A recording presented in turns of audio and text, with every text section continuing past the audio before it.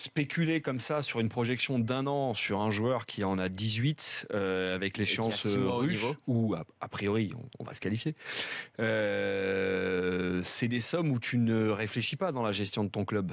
Tu as un chèque à 130 ou 140 ou 150 ou 110. Je pense que le chèque, peu importe ce qu'il fait, tu auras quand même un très beau chèque l'année prochaine.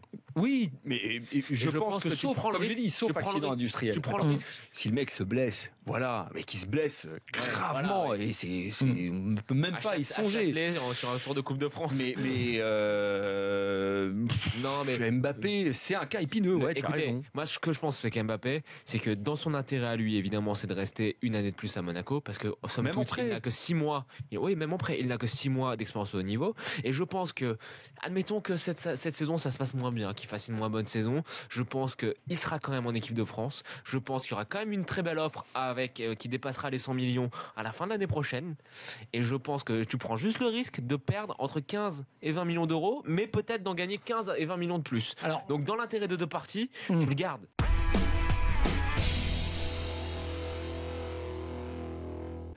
Ça va être plus compliqué que ce qu'on avait dit. C'est-à-dire qu'on s'attendait à un recrutement un peu bling-bling. On s'est dit, il y a des moyens, ça va quand même changer.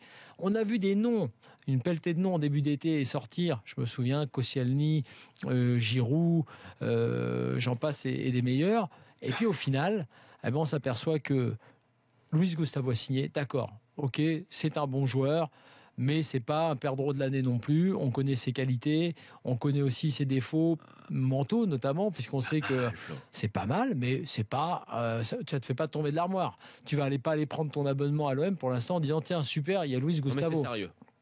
C'est une bonne recrue, voilà, 8 millions d'euros, très bien.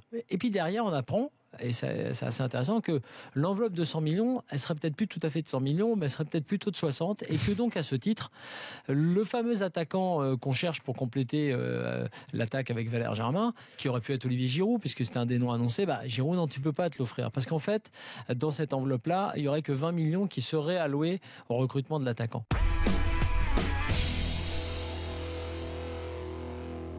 Tiens, François, une info qui va t'intéresser, je ne sais pas si tu as vu ça. Sepp Blatter, dans une interview au journal suisse Sonntagsblick, est revenu un peu sur tout ce qui lui est arrivé à la tête de la FIFA.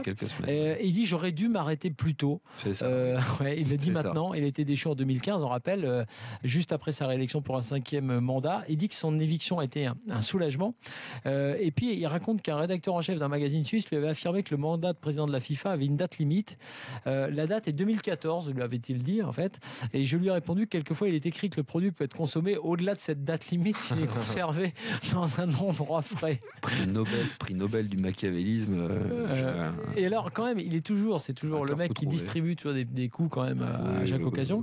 On lui a demandé sur les infos qui concernent l'actuel président de la FIFA, Gianni Infantino, s'il avait peur d'être démis de sa fonction. Pas le voir. Et il dit je ne sais pas, je sais seulement que d'anciens collaborateurs de la FIFA se sont adressés à cause de lui à la commission d'éthique et que 3 ou 4 semaines plus tard ils ont été éjectés de la FIFA. Donc, c'est tout à fait vrai. La commission d'éthique de la FIFA, qui doit être indépendante, est complètement soviétisée désormais. Et alors, autre coup de pied dans la fourmilière, c'est la vidéo. Et il s'en prend à la vidéo. Il s'est montré déçu par l'assistance vidéo à l'arbitrage. Le jeu, dit-il, perd en attractivité. Il faut laisser les arbitres faire des erreurs. Ce que fait la FIFA est délicat et dangereux.